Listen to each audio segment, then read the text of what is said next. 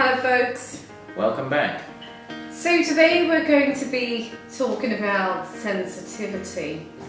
And I've got to say this actually, that in our marriage, you have a way of sharing things and talking to me and being highly, what's the word now, Ike? Help me here. When you are quite sensitive. I was looking for something much more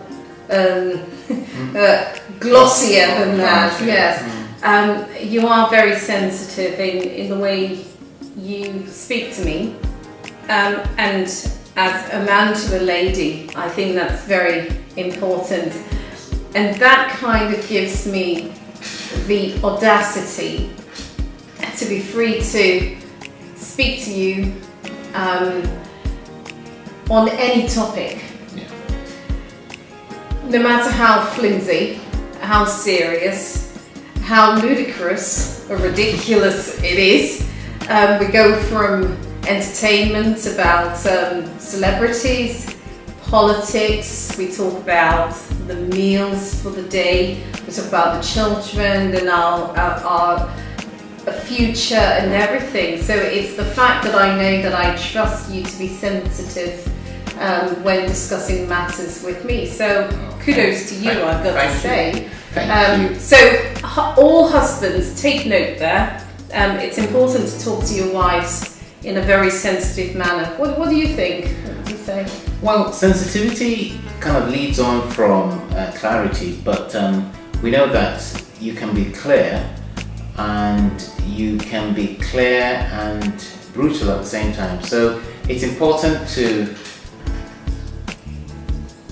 think about what you're saying, think about how you're going to say it, and ensure that at the end of that encounter you've had a useful communication. So not only have you made your points clear, but you've made your points clear in a way that your spouse feels valued and respected, and that's important.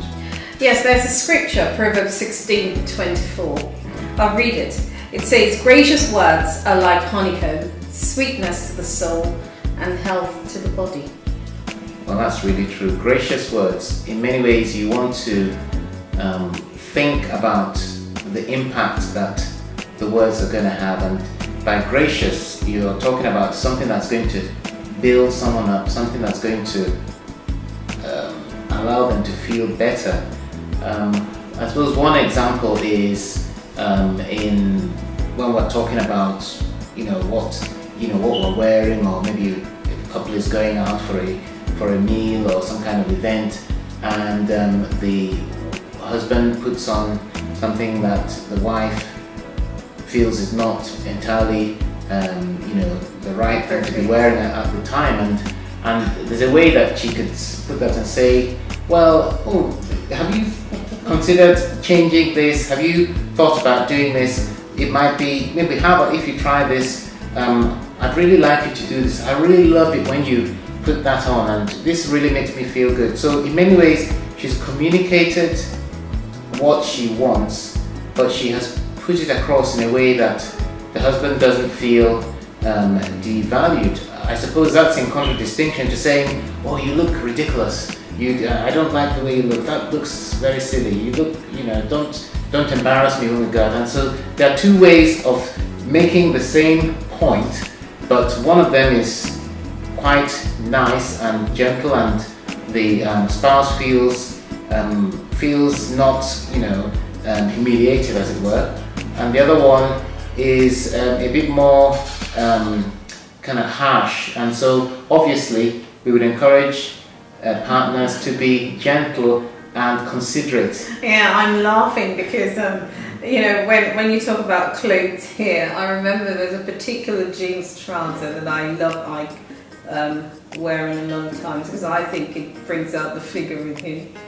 From my own eyes anyway, he looks good in that trouser, and a lot of times when we're going out and we know that it's a semi-casual kind of thing, the first thing I say is, "Can you put on the Abercrombie jeans?" and things like that. And he knows the particular one I'm actually speaking about. That's right. Talking about.